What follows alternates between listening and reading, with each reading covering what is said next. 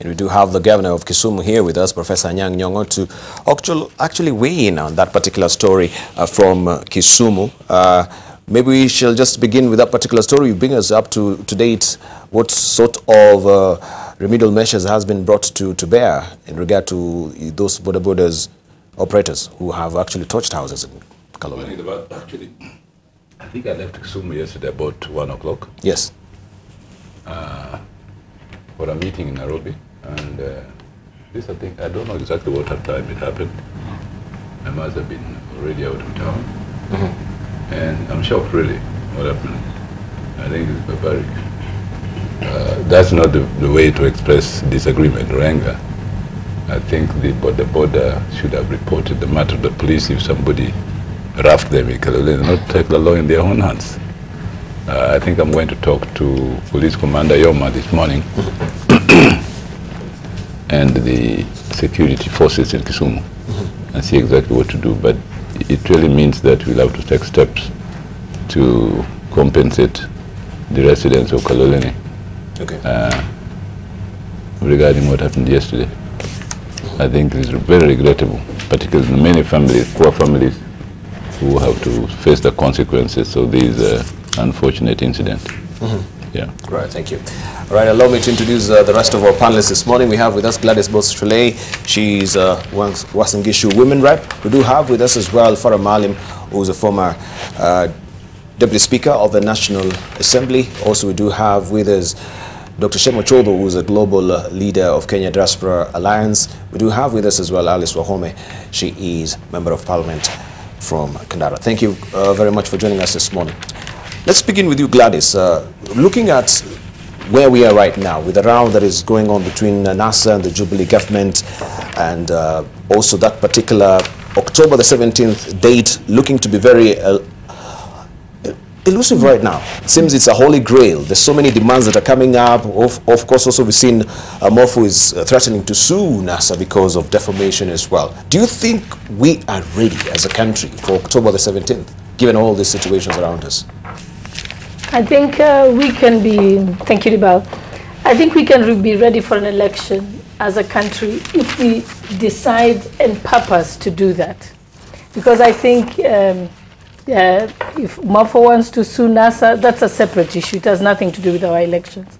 I think what we should be asking ourselves is how quickly can they reconfigure the kits for us to be able to go to an election.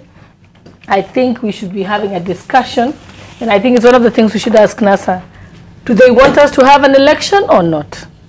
I think that's where we should start. Then if we want to have an election, then we ask ourselves the next question. How will we have an election if you don't want everybody in the Electoral Commission to be able, the people who will run the election? You don't want the kids. You don't want the printing farm, because that takes time to get all that done. But I think it's possible to still be able to come up with a middle ground, because if it's an issue about the printing of the ballot papers, remember, every political party can send representatives to the printing plant. If it is about the KIMS kit, there are certain changes that have been recommended. Unfortunately, the changes that have now been recommended, I think the Electoral Commission doesn't have the full view of what needs to be changed, because because the judgment hasn't come out. We do not know what the Supreme Court is going to recommend. But I know definitely one of the changes that is obvious that needs to be done is that when the text message is sent from the KIMS kit, it should be both the text and the image, so that it's not one or the other. I mean, last time I think some of the images didn't come through. Then we don't have the issue of the discrepancies or the other documents coming in later. So that those changes can be made. And I don't think that Morpho did say that they are unable to configure their kits in time for the election. I think what they said is that if you let us know, then we can be able to give you a confirmation as to the time frame. But they will be able to, they should be able to get it done.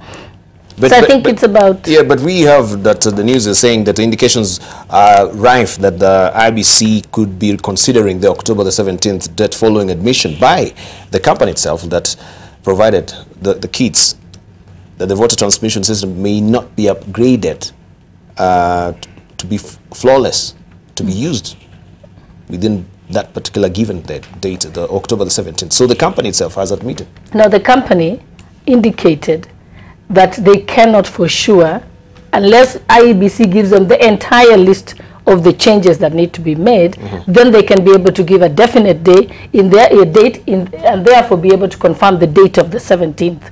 So that choosing of the 17th by IEBC, were they really jumping the gun before they had the full disclosure of the judgment and they knew what maybe the judges or the court, the Supreme Court, really wanted rectified to have a flawless election? I think IEBC is in a very unfair situation.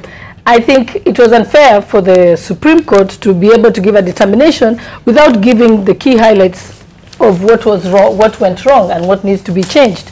So IEBC here is in a situation where they have to run an election, but at the same time, so I think they looked at it and say, all things staying equal, we should be able to have it on the 17th. And I think they still will be able to have it on the 17th. I don't think that they have actually thrown in the towel and said it's not possible to have it on the 17th. But why will they say... But if changes have to be made, it is within their power to do that. So how would they even think about everything should stay equal, given the situation and, of course, the determination of the court that some things, they need to be rectified? So they cannot just assume and gloss over things and set a date unless these particular pertinent issues are addressed. Or what do you think, Farah Maalim? That's exactly what it is. I mean, you hit the nail on the head, and that's what that's what's puzzling.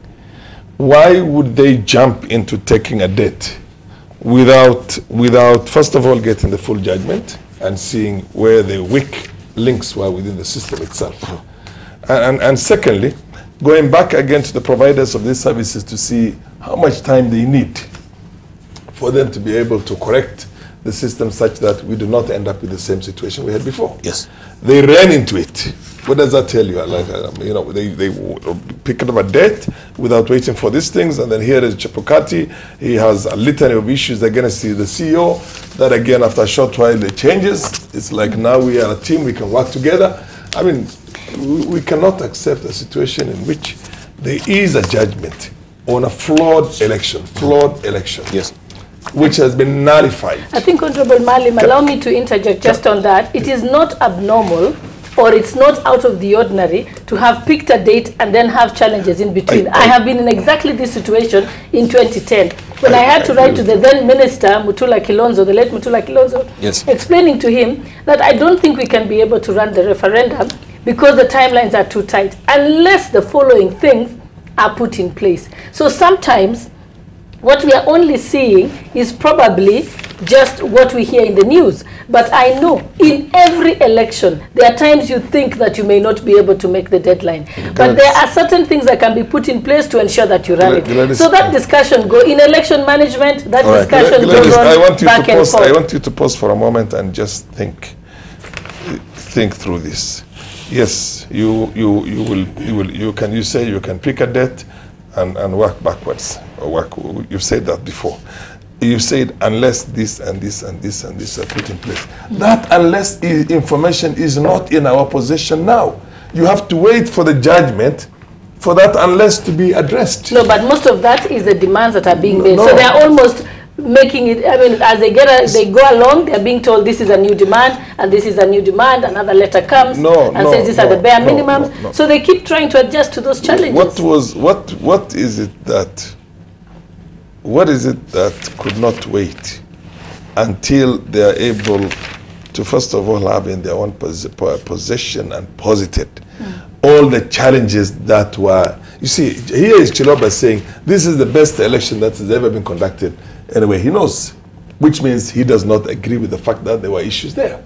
So these issues that are going to be raised by the judgment itself is not in their possession. So the best thing is wait for those issues. Once you've got those issues, then work with all the other providers and find out the feasibility of that. Right. They didn't do that. They rushed into these things. You understand my point? Yes. You see, somebody out there does not accept the judgment, does not respect the judgment, does think that the judgment the same way the political class. What date do you think is preferable? All right, that is none of us know that. Okay, let us hear from Dr. Shem. We wait for it until we have the judgment, and then we begin watching. Shem, given the determination, of course, that should have informed the IEBC on the actual date they should pick up, because we find that also they've invited Morpho again to audit the server. This is way afterwards, and of course they've come out with a clean bill of health that no hacking was attempted in the hackers in the servers themselves. Yeah, Debarl, maybe before coming to the server issue, allow me to take a slightly different tangent from the honorable members. My take is that this is not the time to grandstand. Brinkmanship wouldn't help at this point. I think it's a time that NASA, Jubilee, and IBC, and let me call it civil society for the lack of a better word, the clergy need to come together to find a common solution that's in the interest of this country. It's all cast in stone. We must have elections within 60 days. That's what the Constitution says. Short of changing the Constitution, but that has got its own ramifications. Taking it that that's what we have for now, that elections must be held within that time, I think it's vital. I do know that even though IEBC had talked of 17th October, that itself is not cast in stone. As long as it's still within, they still have a little room, I think a week or two to play with thereafter.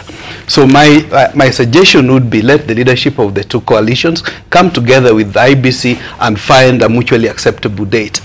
Having said that, in terms of the server and OT-Morpho, obviously as a corporate, they have responsibility to do their own internal audit. But that's basically internal audit. External audit may be necessary at some point, but it wouldn't be them to give it a clean bill of health, because that's all internal. Who? IEBC or Morpho? No, Morpho. In this case, it was internal, just by Morpho. So I expect, if need be, at some point, that an external audit may be done. But of course, an audit takes a long time. It's not something that can be done in few days. But again, for the technology part, what I'll keep hammering is the technical committee that there was meant to be, that somehow was disbanded unceremoniously, if I may, by a court. I still haven't seen the details, and the coalitions aren't helping, whether Jubilee or NASA. They're not telling us what happened, why did court disband this, what was so unconstitutional about something that was negotiated by the Joint Select Committee of the Senate and the National Assembly. All right. But let's drill deeper and look at particular how clean are they, because of course they're not as clean as a whistle as we are meant to believe they are, because we've just run a report that yes, in Nigeria also this particular firm was embroiled in corruption, and it was charged by the French court, by the way. Yes, I recall the company Sagem. There's no denying Sagem was one of the leading experts in cybersecurity or digital security, as it would be called. My prayer in this regard is that why do we keep relying just so much on external or foreign technologies? Perhaps it's time that Kenya considered having its own cybersecurity center in Nairobi so that we have the best. So, but in terms of having been proven guilty in the past, I understand there was an appeal. I don't have the full details of that, but obviously that would be something that anybody who was going to them to provide a solution should have considered. And I've expected IEBC to do due diligence, but as to whether that made them ineligible to compete in the tender, I really don't know. But what I must say for a fact is that there are not so many companies in the world that are of that level of security systems. There are a few, but there are not many. But that's not to say they must have picked OT-Morpho, but also one would have to look at, did that make them ineligible to compete in the tender? All right, but so now given the headline that we have also on the front page of the People Daily, that now they'll sue Raila for defamation, we've seen them, they've been embroiled in corruption before. We have also these irregularities and illegalities that have been determined by the court.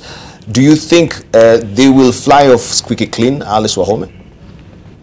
Debarl, this country is facing a very short time to carry out and conduct elections. The single body that has been prescribed and given by the Constitution to conduct elections is the IEBC. Of course, with consultation, maybe not consultation, but giving information, full information to the stakeholders, to the political parties, to candidates. Here we have a situation where I am looking at even my own elections in Kandara. they are okay. We are now sitting in Parliament. We had 6 elections, ballot papers for candidates. Now we have cleared with 5. So we have 1. I think if we want to assist the IEBC, 1, we must give them space to conduct elections, because they are the ones supposed to conduct elections. You had asked earlier whether they should have set a date. Was it premature? You know, it's not just waking up in the morning and going to cast the ballot.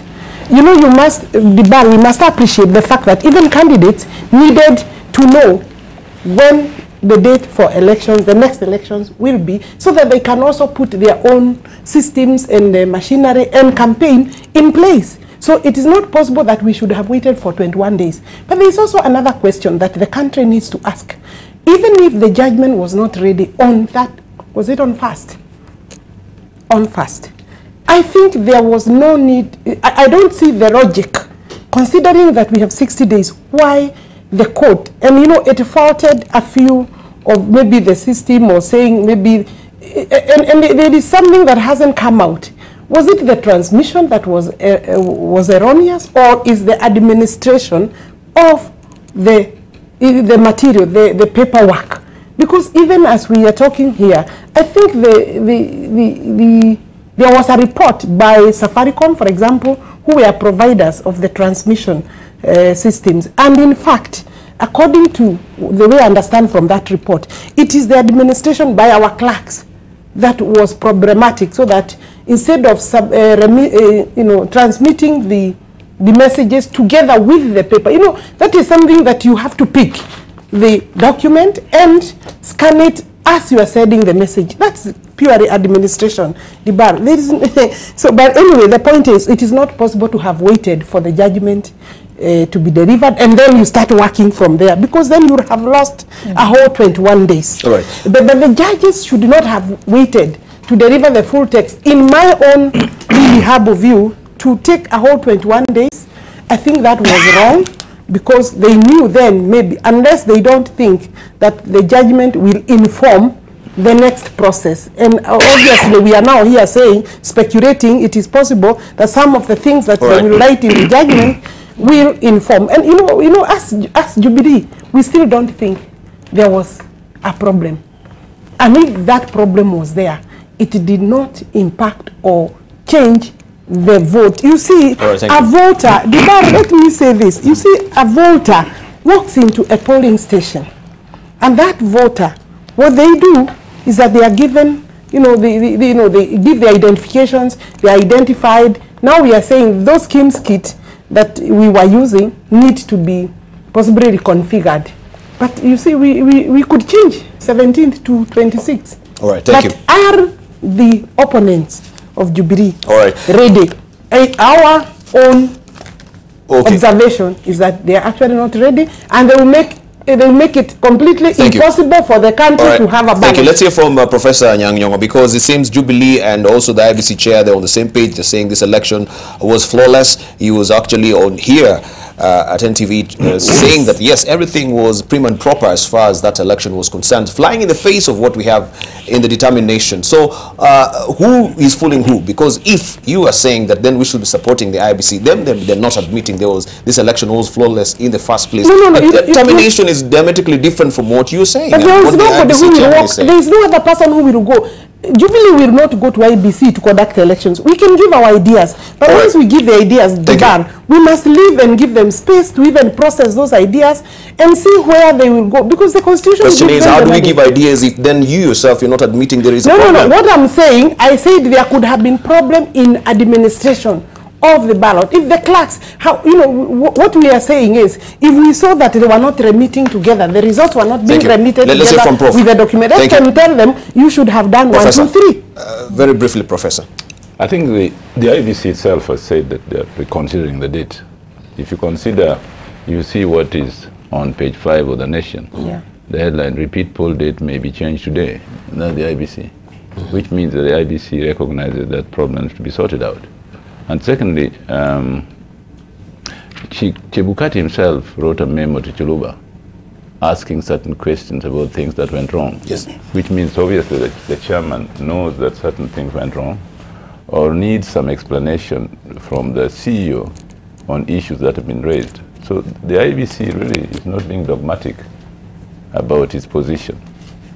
When it went to court, the IEBC said, look, as a result of the court process, we must examine internally what went wrong and sort out things, because respect for the court, I mean, we can't say that the justices are idiots.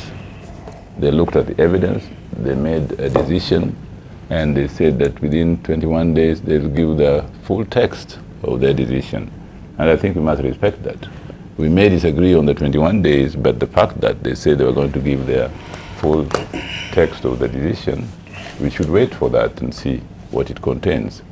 But I think the issue is now, since the IEBC recognizes that the date of the 17th of October may not hold, and they still have 2 weeks to use, we are just waiting how far they will go into those 2 weeks. Secondly, OT-Morpho has itself said that it is going to take quite some time to reconfigure the camps because of technical issues. That further means that that may affect the date of October 17th. Now the issues as to whether OT-Morpho can audit itself, I think I agree with Shem. Shem says, and I agree with it totally, that there may be two types of audit we are looking at: an internal audit done by Morpho, an external audit but done by somebody else, equally qualified to do so. OT-Morpho is a questionable company because of what we hear it did in Nigeria and elsewhere. So OT-Morpho must also come clean that, given that the question of its messing up with its business through corruption, is it really qualified under the present circumstances to audit itself?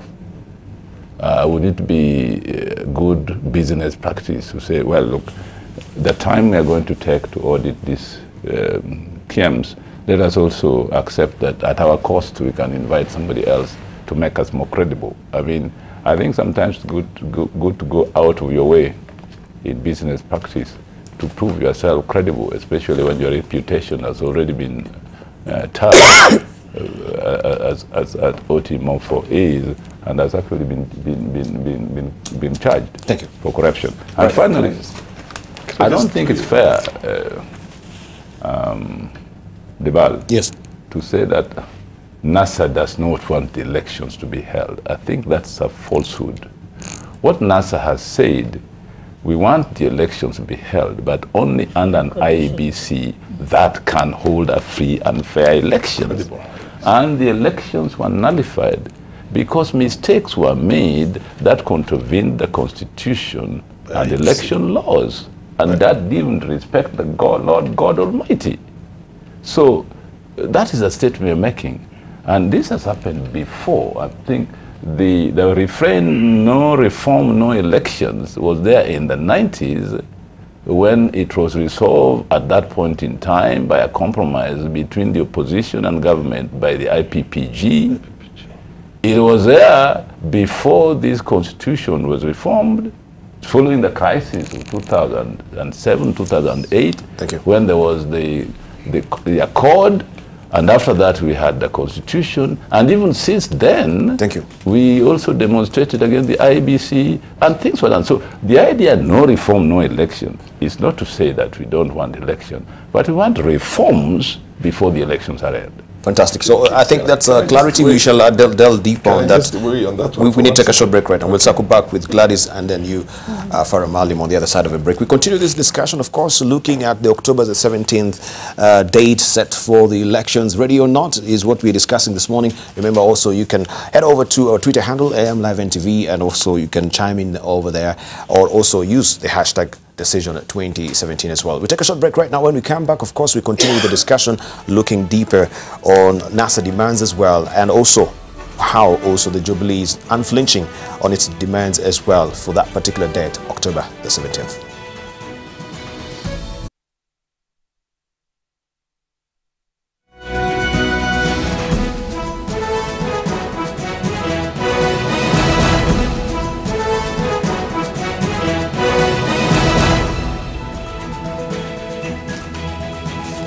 Okay, back you're watching Decision 2017. This is a point here.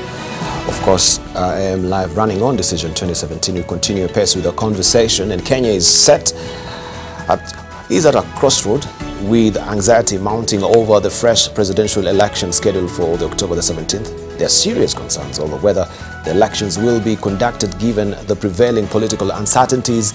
Political temperatures are rising, and the Electoral Commission is reeling from one crisis to another. The main contenders, the Jubilee Party and the National Super Alliance, are consistently fighting over every aspect of the election, from the date and who should oversee the polls to the procurement of the ballot papers. NASA has insisted it will not go to the polls unless fundamental changes are made to the commission, including sacking key secretariat staff, while Jubilee has a different list of roles it wants removed. This stalemate has created paralysis and is confusing the public. At the center is the Independent Electoral and Boundaries Commission, which the Supreme Court found culpable of bungling the August presidential election, but which has singularly failed to carry out any meaningful change within its ranks and systems. And so far, there are no indications that it is adequately prepared to conduct the fresh elections as directed by the courts.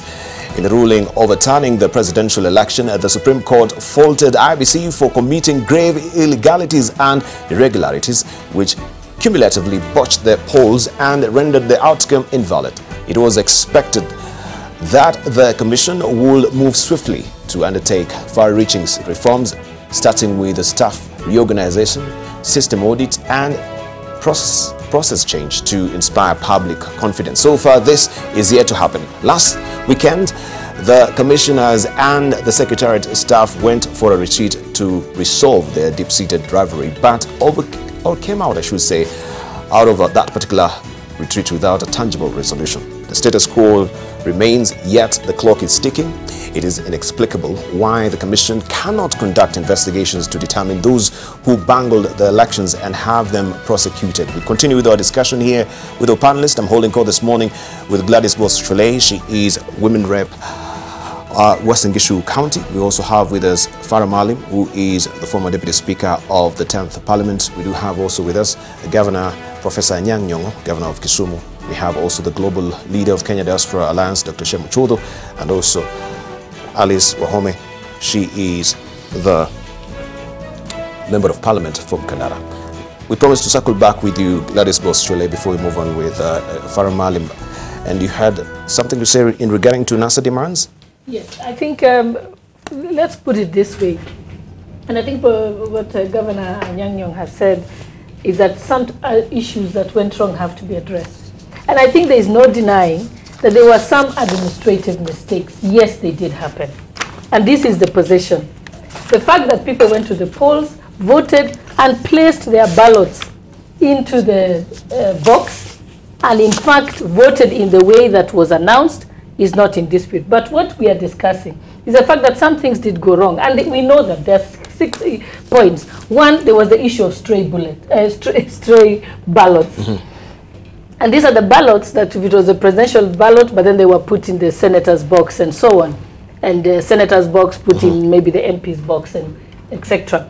In that case, what happened, the procedure was this. Those ballots, and remember we counted the presidential ballots first. Any stray ballot papers were put in an envelope and not counted and put aside. So therefore, when we say there were no accounted ballots, it's just that someone didn't explain it. Yes, the stray bullets, so there are no unaccounted ballots. They are just ballots that are in envelopes and are inside the ballot box. And that's why it would have been nice had we had a recount. If you look at the issue about the standard forms, in some places, truth be told, you cannot have a 100% perfect administrative system in an election. The standard forms, in some places, they weren't able to download them or have them. What they did is then use an Excel sheet. But does that change the fact that people voted in a certain way? No, it does not change the outcome of the election. 3, it said that there were some extra Form 34s. Again, that is a very simple explanation. What happened is they were in several copies, carbonated. They were filled out. One was taken to, was kept in the file. Right. Another one kept in the ballot box. Okay. Others were picked by agents. Some agents did not pick them.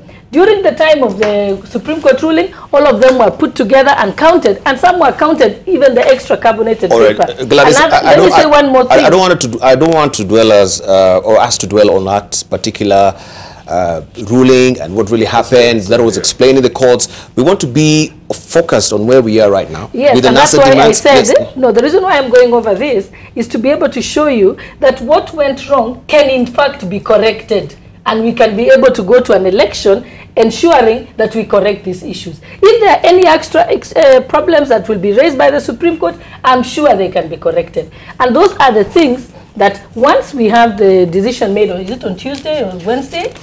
If there are more than this that are raised, then the IEBC shall consider them. If they require more time to ensure this is sorted out, then they will. It is their prerogative to decide the election date, depending on how much time they think they require. And lastly, if you remember the big issue that was raised about rejected votes changing from 86,000, from 400,000 to 86,000, again, if you look at it, it was a matter of the votes being filled in the wrong field.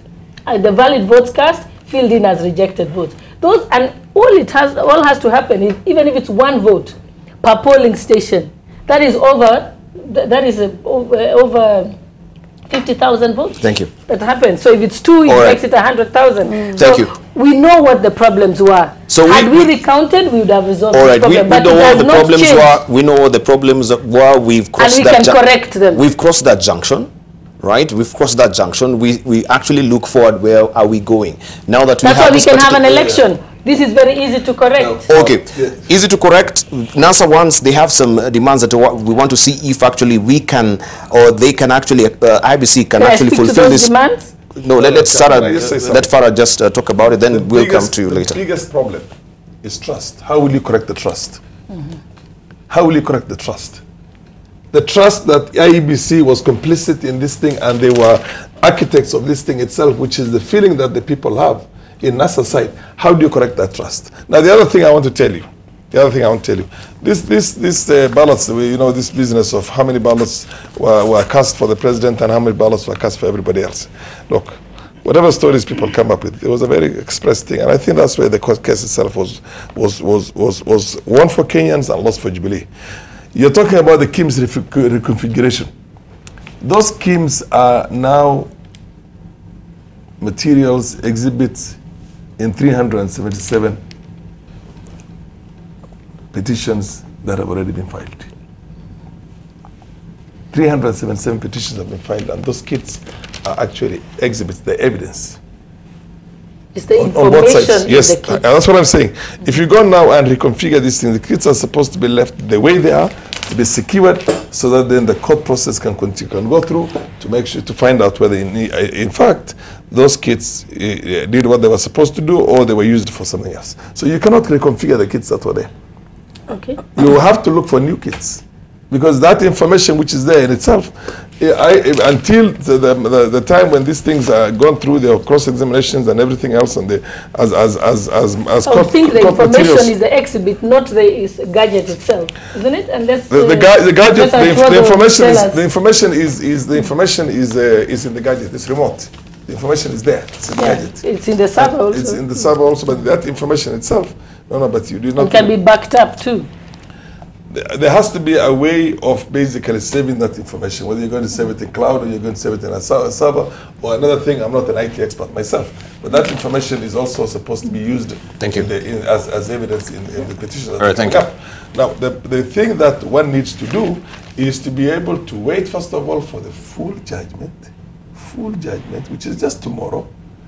And I didn't see anything wrong with IEBC saying, look, in the absence of all this information, let us take the absolute last, if they took 2 days or 3 days before the end of the 60 days, nobody would have been worried about it today. You see what I mean? Giving yourself optimum time and explaining it. We don't know, we're giving ourselves the optimum. But they're still considering that. That's why this new consideration is coming. But it's coming in as an afterthought. And that is what worries the other opposition, NASA here. They're coming in as an afterthought. It's like they wanted to literally push everybody into that debt, and then they do a similar thing like what they did before. So the trust is what all of us should be addressing, and we should all be addressing from one standpoint, by the way. We have one country called Kenya. We all want this process to continue. If one side does not participate in this thing, there's no legitimacy and there'll be no elections. and the country is headed for tough times. I think this is a time we all need to be statesmen and stateswomen and sit back, you know, take a back step and begin consulting and talking between ourselves. And work together to ensure we have an election. And work together to ensure we have a free, fair, credible, and transparent elections. That's the point, in my opinion. All right, thank you. So we want to see what this demands, because they're not being addressed, and I want them just to run them by you. First of all, NASA, among other things, they are demanding the sacking of IEBC Chief Executive Officer Ezra Chiloba and 10 other officials. 2, the replacement of all returning officers implicated in irregularities and cancellation of the Dubai-based firm Al Ghurair tender to print presidential ballot papers. 3, a complete review of the national voter or voters register. They want also the gazetting of all polling stations and appointment of returning officers in consultation with parties and candidates. That a printer other than Al Ghurair be contracted to print ballot papers. I think I mentioned that. Also, President Uhuru is dismissing this as just a tip of a plot to force a coalition government. So let's look at these particular demands and what also the president is saying. First of all, are we strapped for time with all these demands? And in reality, can they be achievable if October the 17th still stands? Debarl, allow me to, compliment IEBC Commission for closing ranks. I think what happened in Naivasha is important, as much as some of us may not like it. But I also like what I'm hearing across the table, the willingness to engage as a country or for the good of posterity of this country. That should be the way to go. And those who are still holding very tough stance, this is not time for that. Secondly, we have 21 days for the result to come, the full judgment to come out. It was issued on 1st. So actually on Wednesday, 21st, that's the absolute, sorry, on Thursday, that's the absolute deadline. I'm hoping that the judges will find it fit even to do it a day or two earlier than that. But that notwithstanding, that's where the details are. Before we cast aspersions on particular officers, whether it's the CEO, whether it's a chairperson, or anybody else, I think that short of the DPP or the CID doing investigations to establish who is culpable, I think in all fairness to all the staff and commissioners of IEBC, we need to wait for that. It's only about 3-4 days more to wait. Having said that, in terms of the president saying that maybe NASA just wanted Nusumkati and so on, I personally don't have evidence, so I cannot say it's correct, I cannot say it's wrong. But I must say that we are very short on time. We don't have a lot of time. I know IT systems, you want to have them, even if there were to be one certain thing is that we must separate the hardware from the software. The software is a little easier to adjust without necessarily procuring new hardware. But if we are to procure new hardware, we just don't have time for that. So in terms of the KIMs, I think we are stuck with them. Unless we are not going to have the elections in the remaining 30 days or so, or 40 days. But otherwise, the software can be reprogrammed, and whatever is in the KIMs, we don't have to keep those systems aside. They could be backed up. The key thing I keep going to is the technical committee, which would have a NASA representative and a Jubilee representative. Let those backups be done under their supervision. That's the first thing that needs to be reinstated soonest. And along with that, we need to have a framework. Even when we talk of accessing the systems, I keep saying that let's treat these systems as military level, critical national infrastructure, which require military level management. I often say, why don't we, if we want to be very transparent, why don't we just open up DOD and let people see what we have there? We do know that it's possible to see it. And we do know that the Defense and Foreign Relations Committee of Parliament does often ask for questions. But they are under oath. There's a framework within which that's done. The same could be done. I keep asking, let's have framework so that the Jubilee and NASA experts and IEBC can also can make sure that the technology system is implemented in a manner that both sides are happy with, but while preserving its fidelity as well as the secrecy under which it meant to operate. Thank you. Let's hear from Professor, then we'll come to you on this. Professor. I think the fact that the High Court or whatever court it was disbanded the technical committee that was envisaged then does not mean that another technical committee cannot be established. Sure. Under the agreement between the two parties and the IEBC. I don't think it is cast in stone that there would be no technical, and I think both parties agree to that, that there should be a committee mutually agreed to that can go and look into these technologies and come to a common stand. And secondly, inter-party consultation. I think also both parties do agree to inter-party consultation. Indeed, the NASA principals on Monday last week turned up at the IEBC, ready for consultation, but Jubilee was not there. Later, the deputy president said that Jubilee was held up somewhere, so they couldn't make it to that meeting. And I think our position was that if the top Jubilee leadership had been there, consultation would have been started between the two parties and the IEBC, but that was a lost opportunity. The third issue that I want to say is that maybe to just write on that, because also on Wednesday, that particular meeting on whether they should actually change the October 17th is contingent upon you and that is NASA and Jubilee meeting. Yeah, sure. And if other parties are no show, then we are also stuck. Yeah, sure, sure. So that's why I was at the preparatory meeting that led to the team going to the IEBC, and we agreed that we go to IEBC. If the Jubilee leadership is there, we shall begin talks. If they're not there, then there's no need talking just with the IEBC alone. And indeed, the Jubilee leadership wasn't there. When it comes to external and internal audit, I think internal audit is the responsibility of the IEBC, whether or not the Supreme Court ruling has been seen by them. Because they normally do it after the election. Yeah, they normally do it after the election. And the fact that there were already issues in the public domain making demands on the IEBC to make certain changes, the more reason why they should sit down and say, okay, look, these are the statements being made about what is wrong with us. Can we examine ourselves and find out where is it that we went wrong? And I hope when they went to Naivasha, they didn't just close ranks like that. They should have closed ranks knowing that the problems they had. So they must have agreed how they are going to solve those problems. They can't just assume they don't have problems. I find it very strange that Supreme Court can make a decision and the IEBC just assumes it doesn't have problems. To me, that is really strange. I mean, it's kind of a sense of self-importance and self-justification that should not, that does not befit a body like that. Now, on this issue of Nusu Mkate, I think Jubilee is fixated to this Nusu Mkate issue. None of us has ever talked to Nusu Mkate. No NASA leader has talked about it. Our demands have been on changes in the IEBC and having a level playing ground for a free and fair election. I don't see how Nusu Mkate comes in. It's an interpretation of our intentions which is completely false. And I think it's a kind of self-justification for Jubilee's intransigence or not recognizing that something went wrong in this election. You're too harsh on that one. No, I'm just saying it is intransigence because you can't keep on repeating something ad nauseum, which is completely meaningless. And we have never said anything about it. I myself would not like to have a Nusu Mkate with a government that disagrees with totally. Where is the Nusu going to come from? No, I think we're talking about let's get to the election. Gladys, we'll come to you. Let's hear from Malice, please.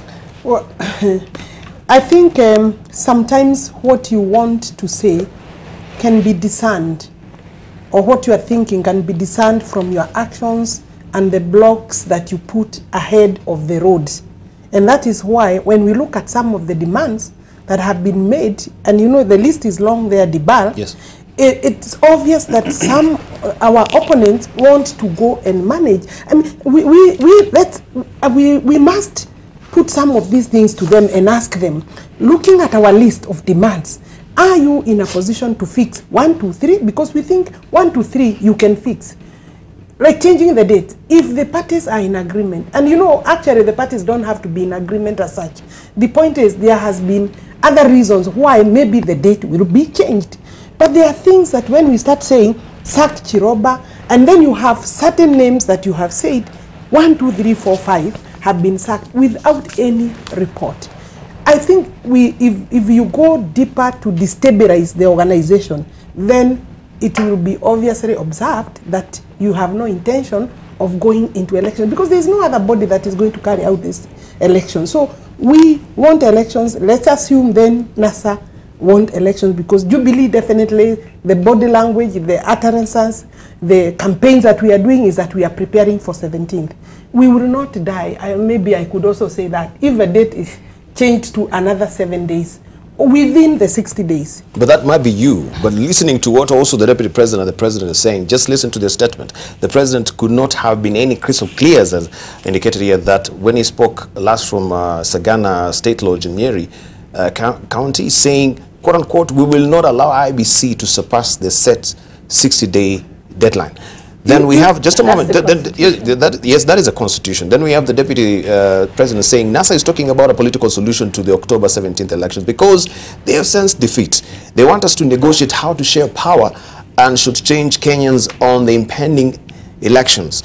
So the question is, if we come on Wednesday, you both NASA and Jubilee, and you have that frame of mind as a reference. I was present in that meeting. Just a moment. Yes. Yeah, don't you think then you'll always not be rowing back on your position, knowing that, yes, these people, they want a Nusumkate, that's why they want to scuttle the whole process or the given date itself?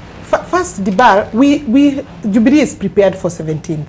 And of course, even ourselves, we have things like budget, logistics, and everything else, so that it's even NASA, it's not very nice even for them for the change of date. I don't think they enjoy the fact that, or they are happy with changing the dates. If they are, then maybe they don't have logistical issues to deal with. But for us, we are managing an election for a presidential candidate. So any change, even a day, does affect our planning. However, what we are saying is that within the 60 days, I think the president was categorical. And I was in that meeting in respect of the 60 days, because the constitution prescribes 60 days. I don't think he was talking.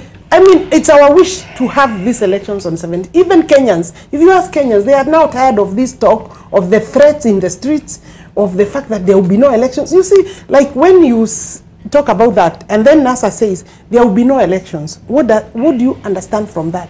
That there will be no elections unless 1, 2, 3 is done. So that is also a very hard position. And in fact, it's like when I listened to Karuma, I listened to Wetangula, I have listened, and these are public statements that we will not accept unless you do this. So it means you are the one saying what must be done so that elections can be done. You have become the IEBC. I think that is wrong. All right. Even on our part, we must allow IEBC to process the things that we are demanding. And there are things that they will not, that list, maybe half of that list can be done. And Gladys has actually gone through the list. We've gone through the list, but there are some things that even ourselves we will not accept, because even the memo, you know, those things of internal memos, let's leak. Let's try and see the reality of this leak. Yes. If these demands can actually be met, first of all of us, and we just, you know, pull our thoughts together and agree. First of all, with the National Voters Register, this was done by a KPMG. And of course, we had issues about dead voters that were actually brought to the fore again. But still, same voter register has been questioned. Do we have the luxury of time going to... First and foremost, under the law, the voters register for these elections is the same register that was actually used. You cannot start changing the register, because there will be even now some people who have died, those who should... But if queries have been raised by the courts about the register, should we go full steam ahead with the same register? That we are putting blocks and bringing things not necessarily important for purposes of a credible election. Because this register has conducted 6 elections. Gladys, very briefly. Okay, quickly on all on the demands. Yes. The issue about firing the officers who have been pointed out by the NASA team, I think that's unfair. It's even unconstitutional. Article 50 and Article 47 of the Constitution give them a right to fair trial. And it also gives them a right to be considered innocent until proven guilty. The Supreme Court did not find them criminally culpable at all. I think there were issues raised. And remember, they are protected by the law, provided they were acting in good faith. So let's be fair to these people. They're human beings also, and we cannot turn IEBC into a career graveyard. All right. Just because someone doesn't like it. I'm sorry, and I don't like the sentence that said Kenyans are coming for you. Salvage what you can and run. There will be no elections with you in office. I think that's a threat. That It's is a threat. against the law. That is not permitted. Number two. No, before you go to number two, because you say, I think it's really eluding me right now, but you say that, just repeat what you said again. About the Constitution? No, about the IEBC officials. Yeah. We are coming for you. But yes, it was a statement that was made by just say it again, huh? He said Kenyans are coming for you. No, not that one. I think there's something you've raised. But anyway, continue. I'll remember, then I'll ask Fair you. administrative action on the Fair part of administrative, action yes. on the Yes. part The of question authorities is, no, you say They were that not found culpable. The culpable. Supreme Court But we has don't not. have the full judgment of the that's judges. right. How do you even come with then- that? Even then, the Supreme Court was not investigating criminality on the part of the officers. They had an election petition before them. So they had no jurisdiction to consider that. The minimum they can do is probably recommend that it be investigated by other bodies and done. And we'll wait for that time to come. So it is premature for you to say. No one has glozed, Professor Anyang Nyong'o, no one has glozed over the fact that yes, they have come together and it's a good thing and we commend them because they need to run an election. But there will be time for us to interrogate what went wrong. After every single election, normally that interrogation goes on and we do an internal audit and review and see where the problems were. So far, what we know from what has been raised, even by NASA's petition in the Supreme Court, was that there was a problem with the presiding officers and the returning officers, not headquarters. So you cannot suddenly decide that it is headquarters. And let's be fair to them. I want, these people are human beings. They have a right to fair trial. Just a question. You cannot now dissociate the headquarters with the constituencies yes, because these are people that were actually selected and hired by IEBC. Yes. So by extension, this is still IEBC. So we cannot uncouple what is still Yes. IEBC. What we are saying is the errors that were errors made at by the clerks and polling stations. Yes. And that can be corrected. I could help with what the law says. Or just a moment. At the end of the day, someone has to be responsible. Yes, right? And the buck has to stop with someone. And that's why for me, I'm a person who can come to a middle ground, and I'm someone who can agree to negotiate. Look, if you are saying the demand to replace the returning officers or the presiding officers, if the errors came from a certain polling station, remember it's the clerks who keyed it in. If they had a problem and they were not properly trained, either they can be retrained or have another person take over those duties. I agree with some of the replacements is possible. Hold on to that. One of headquarters is Hold on to that though. It's a perfect. Hold on to that. Well, let's hear from Shem. I just want to say, what does the law say in terms of culpability and criminality? Article 15 of the IEBC Act says nothing done by a member of the commission or by any electoral officer shall, if done in good faith under the Constitution or Act, render such member or officer personally liable for any action, claim, or That's demand. what I'm saying. Now, we're not. I'm not saying these guys are clean. Yes. But that we has don't got to know do a due yet. process.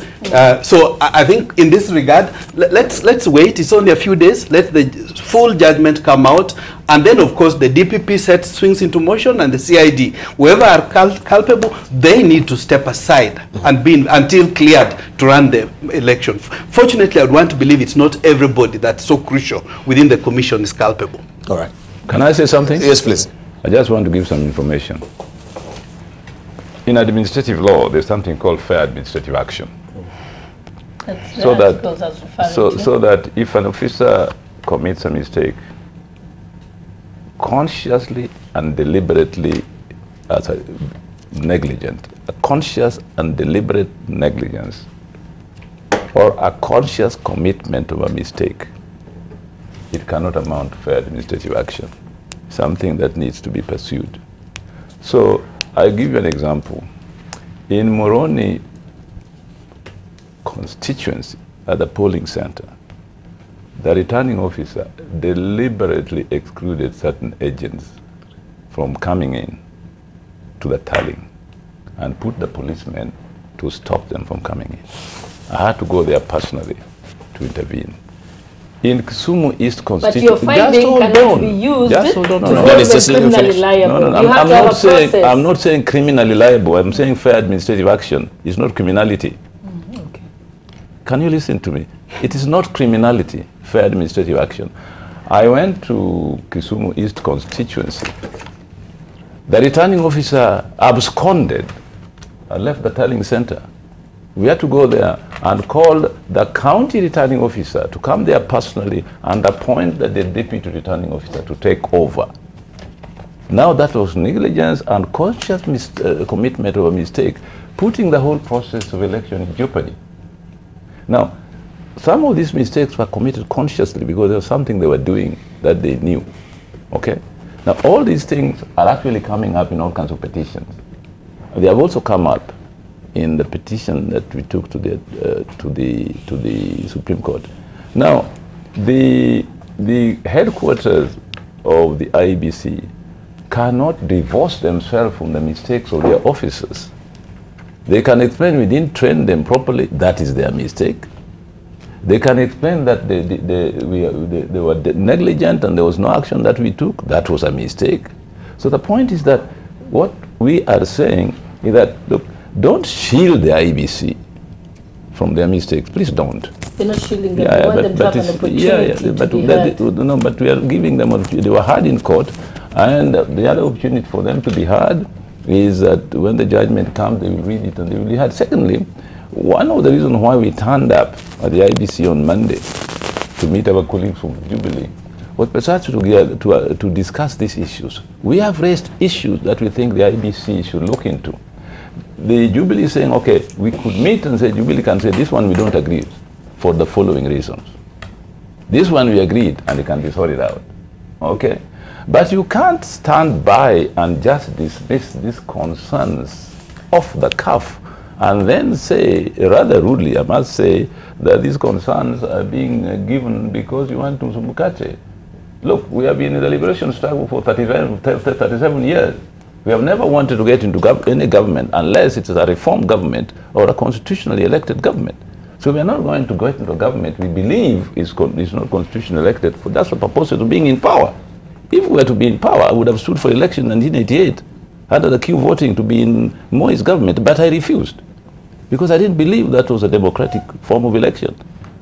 So this idea of reading our motives and saying, we want Mukati, please get it out of your heads. It is not there. Thank you. Thank you. Okay, let's leave that. It's just a point of information in terms of the question. To be fair, let me give Farah Maalim his chance to speak, then we'll come to you. Okay. Yeah. You see, the problems about country. The election has been nullified.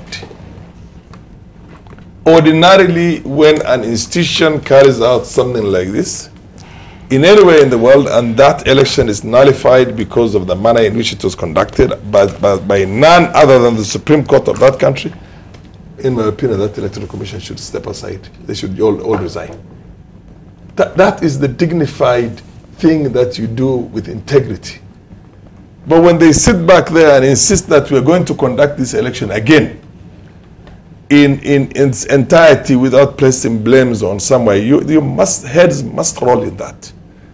And then expecting the other side, which was given a raw deal the other day, just to walk into the slaughterhouse like that, you must be thinking that you're dealing with fools. I mean, you don't imagine and assume so much the brains of other people. For God's sake, we're all living in the same country and we went to the same schools. So the point is that something has gone wrong. Whether you want to agree with us, with the Supreme Court or not, is a matter I think everybody should respect the Supreme Court in this country. It's an independent institution. It is there. It's not NASA. It's not Jubilee. And then, of course, proceed now because you feel that you have the votes. And even if the system itself is cleaned up, you will still win because that's what you believe. Unless you believe that you won this thing unfairly in the first place, and you want the same people who rigged you in to stay in the place so they can rig you a second time, you should be all very happy and saying, okay, because Uhuru has not been indicted, Jubilee has not been indicted, none of you are guilty of any crimes or illegalities. It's the Electoral Commission that is up there for scrutiny. Let that be scrutinized, and you say, okay, fine, get us a clean body there, and then let's go to the elections. We will win the elections again. That's the kind of language you should be talking. Not going on the side of IEBC, because the moment you go on the side of IEBC, in the eyes of Kenyans, in the eyes of the international community, people will say, all right, they came in irregularly, they came in illegally, and they want the same body to do the same job for them again. Thank you. That's the point. I mean, the Supreme Court's contention is that this thing is nullified. Thank you. It was not done right. Fantastic. I don't want to hark back to where the Supreme Court was. We've crossed that particular Rubicon, and we want to dwell on where we're going. We're looking at this demand. We haven't crossed. We have to deal with IEBC, because that is the contention. I said, as far as the judgment, that determination is concerned. Yes. Alice. I think, Debarl, it is already in public that the leadership of the NASA, the top leadership of NASA, has called IEBC commissioners and Chiloba and his team criminals, and they should be in jail.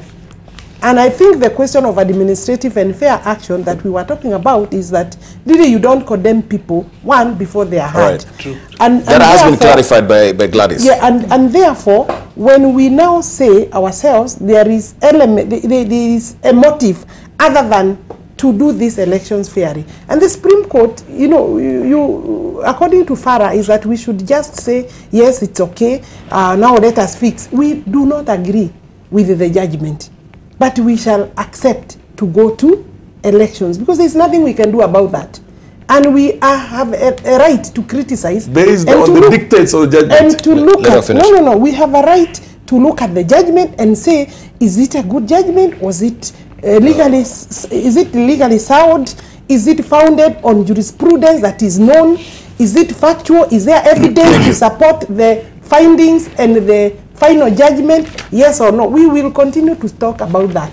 But we have said, look, we cannot now say disrupt or remove the Supreme Court, because even tomorrow, the same Supreme Court, even if we are saying maybe there was a mistake here and there, will still preside over other elections. And I therefore, when we say we must disrupt and remove IEBC, they should go home.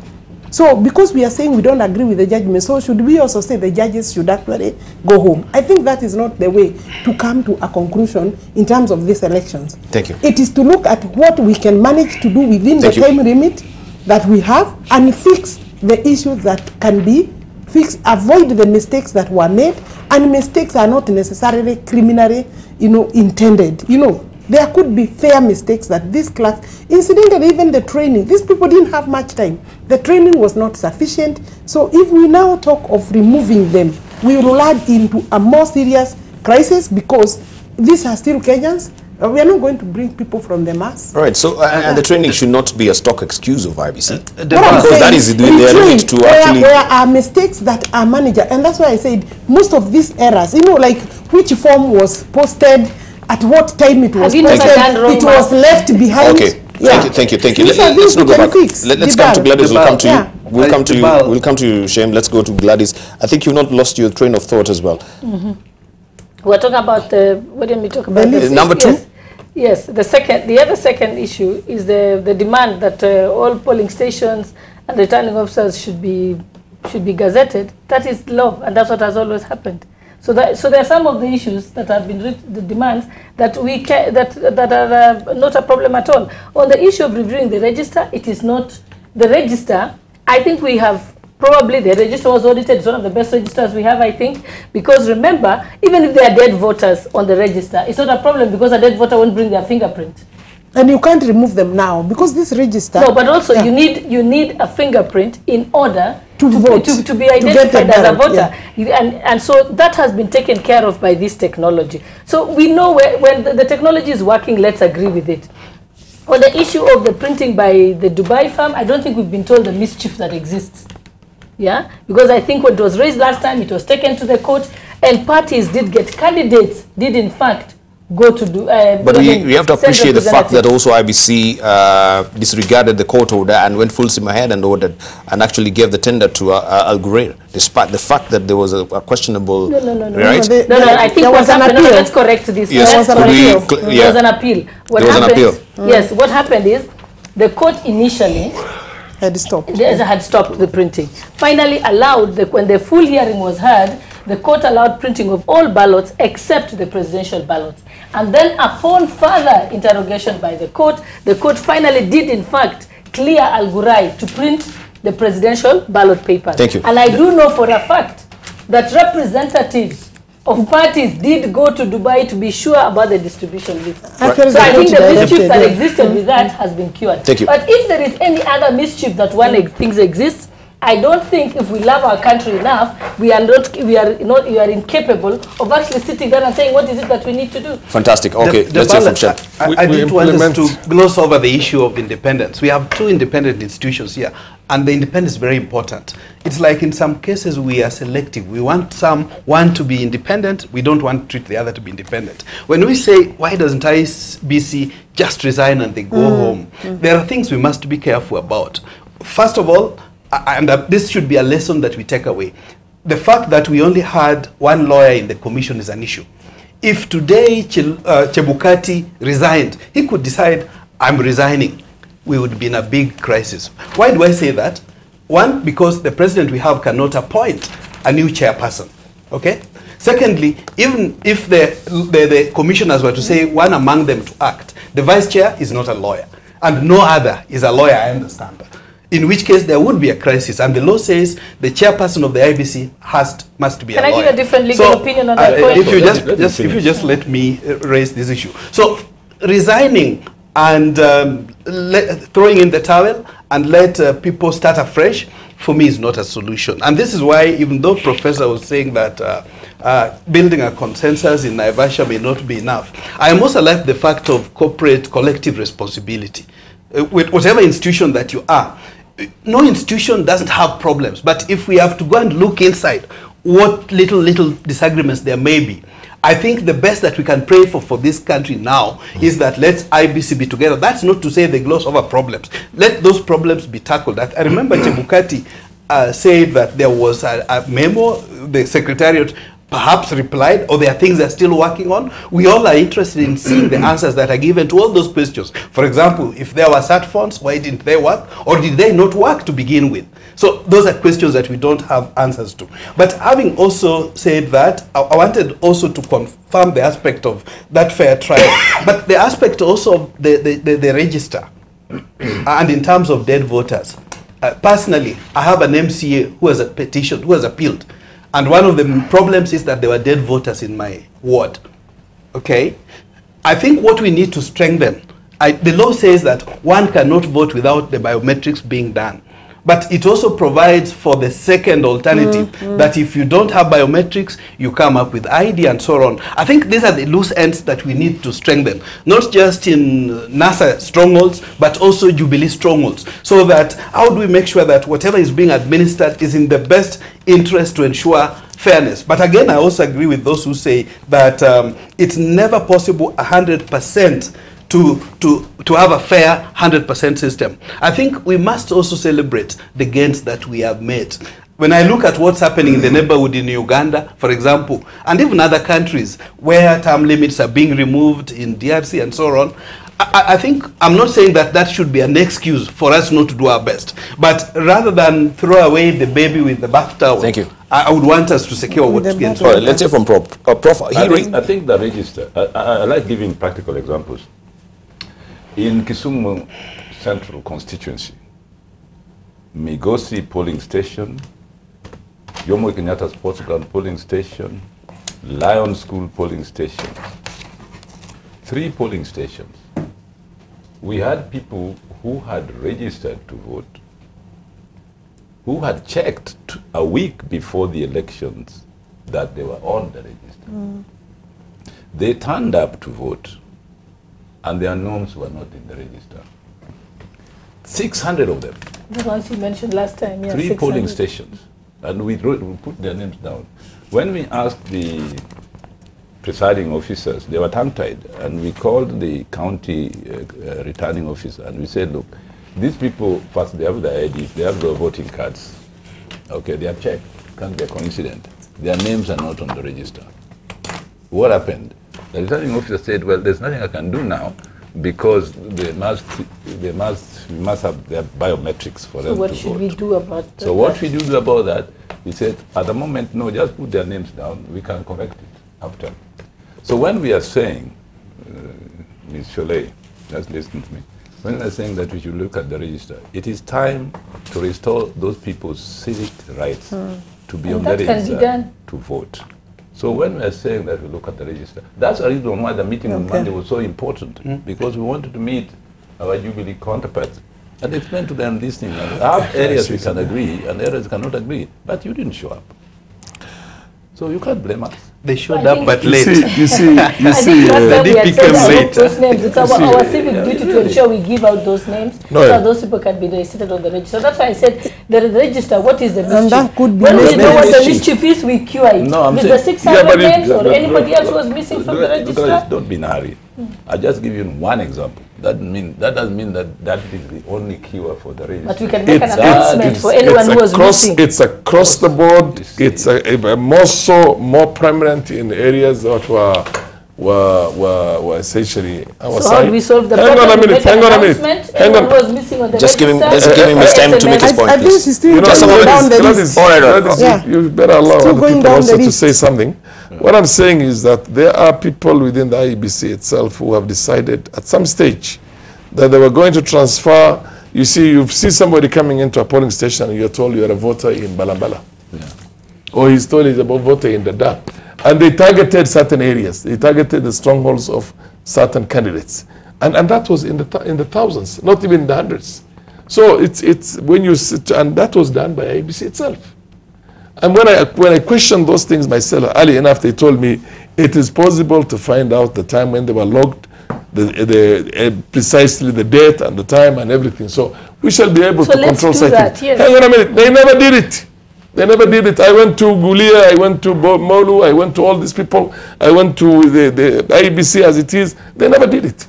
The reality of the matter is, and the fact of that is that there were thousands of names that were introduced at the last minute. Thousands. And that's why and that's how the things changed. That's how it happened. That works in tandem with the and then what they did is that I know that I could have said a lot. I could have said a lot that will shock the country. But this is going to come in as evidence in the petition. So I'm not at liberty to discuss these things right now in the open. You know what I mean? Thank you. Is that we will have to use that in court, and you'll see it. All right, thank you. Gladys, because you raised the issue of gazetting and you say, oh, of course, that is given in the law, but this was also an issue that was raised on the floor, that other polling stations were not gazetted and were actually found to be also. Yes, so that is a very genuine concern from NASA. The issue of Ghurair, we know that they're saying we have a contractual agreement running for 3 good years, right? And even the issue of the chair. Now that we find, and of course we are course correcting this particular process as we're heading, we're trying to make it beautiful for the next general election. Right. If the chair has to be a lawyer, don't you think that's a lacuna in the law?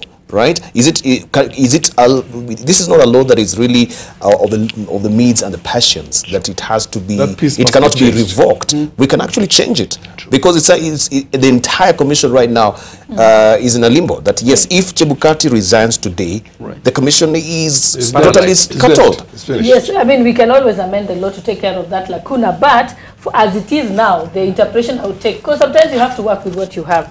The chairman, yes, is a lawyer. But in the absence of the chairman, then the vice acts as chairman, isn't it? But the law doesn't say that the acting chairperson must have the same qualifications as the chairman. So in that way, you can still have the vice chair acting. Acting ceremoniously, just a moment. Which I think is a problem. We can always resolve it. Acting ceremoniously. We can work with what we have as is. Is it acting ceremoniously, or you feel you still have the full powers of the chair? Debarl, it's a gray area. So in this regard, you can't take. I think this is one area where Parliament could help. Yes. Personally, I have argued many times before, why must the chairman of IEBC be a lawyer? I think we over-glorify lawyers, with due respect to the learned fellows in the House. But now that it's in our law, the only thing to do is to amend it. And maybe moving forward, in future we need to have informaticians, ICT experts, at the commission level as well, because that seems to have been a problem. Yeah. Because we recognize increasingly this is an important aspect. Yeah. But as it were now, there are things we need to look at. And even though we are talking about independence, I don't remember a particular article in the IEBC Act which talks about public consultation. And maybe this regards to my sister. Consulting IEBC is provided for in the law, that IEBC needs to consult with stakeholders. There's a particular article in the IEBC. Yeah. So it's not just information only that IEBC informs the stakeholders. Consultation is healthy, it's good for us. We remember that I think the Odonga committee, they cancelled, I think the Ghurair, I don't know whether, there was a process that was cancelled because there was lack of public participation. So I think that's healthy. It's good practice. It's good governance. But so I know what I'm saying. Consultation does not mean necessarily finally approval. You know that I must approve. Oh yeah, of course. So you consult me, give me my idea, give me the ideas. Then I will look at those ideas. Correct. Yeah, and I think at that level, has always it has always existed. In fact, there are memos, there are letters written to political parties. This is where we are going, and they even publicize. Yes, and I think both the Mheshimiwas here know that we have consulted with them before when we at IEBC. And so there's even a liaison committee that they form to be able to have a platform to continuously be able to use it, get the discussions and workshops and meetings. Thank you. Yes. There's one thing that maybe we have not looked at, the aspect of the effect of whatever is happening in the economy. You know, the worst case scenario is we have a repeat election, and then it's disputed, we are back again in court. I think this is a consequence that we need also to think about. Also, in the Constitution, currently, if we don't hold these elections in 60 days, we have a crisis. Thank you. Maybe that's another thing that we need to look at. So we don't want to be, as I said before, drawn into this vortex of vicious cycles of going through, you know, elections that are being petitioned again, they're being challenged again, then go back in the same rut again. Before we come to you, Prof, because we need clarification, this is one of your demands that Ghurair should not be contracted to actually carry out this fresh presidential elections. They have a contractual agreement, but we say it is not really cast in stone, right? They pay penalties, I know with their considerations there. So if Ghurair, NASA is not happy with Ghurair, what is the way forward? The way forward, you see, democratic elections is first and foremost a contest about the rules of the game before it becomes a contest about votes. So the rules of the game must be agreed to by the players mutually. If the players don't agree on the rules of the game, you are heading for a very rough elections. That is one basic rules of democratic elections. So it is very important that there are genuine consultations and agreement on the rules of the game. Yes. Now, Ghurair is a very important player in this, in that it prints ballot papers. We as NASA have questions about Ghurair, serious questions, which should not be ignored. And these serious questions should be discussed and the concerns attended to. Now, we do believe that one of the reasons why we had some extra ballot papers is because Ghurair printed them. Now, that's subject to audit, but it's something that you cannot gloss over. My final point about this is the following, that one, it is important really that the two players appreciate the concerns of each other in order to agree on the rules of the game. And it is also important for IEBC to appreciate the public concerns about its ability to run elections and preparedness. That's very important. IEBC should not shield itself from public criticism or public concerns about its conduct, because we only have a limited time within which these elections must be held. Thank you. And it requires a speedy attention to these problems. I think I agree with Shem Ochuodho that grandstanding is not going to help. But grandstanding does not mean, not avoiding grandstanding does not mean that you don't put in public domain your concerns.